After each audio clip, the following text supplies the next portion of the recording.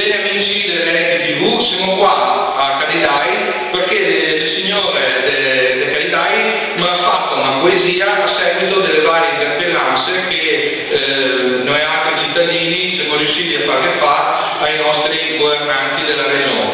E adesso appunto la signora ne leggerà la sua poesia. Invito persone donne di Caridadica. Intervento assai speciale per spostare la statale. Abbiamo fatto 9 cortei, ma i risultati è sempre quelli. Non che interessa, non che schede. Intanto la sentiamo ai nostri butelli. Bussa a destra e a sinistra, tutti fa finta che il problema non esista.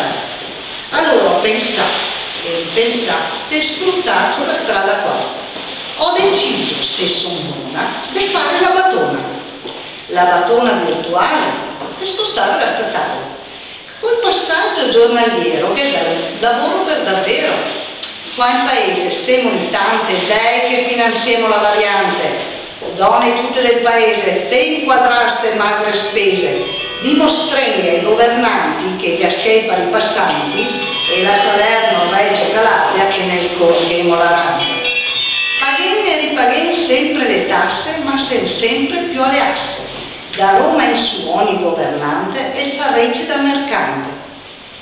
Far vega che esistemo, sta statale la invademo. Tutto mai che sta invasione la ne porta a conclusione un progetto inesistente ma voluto dalla gente.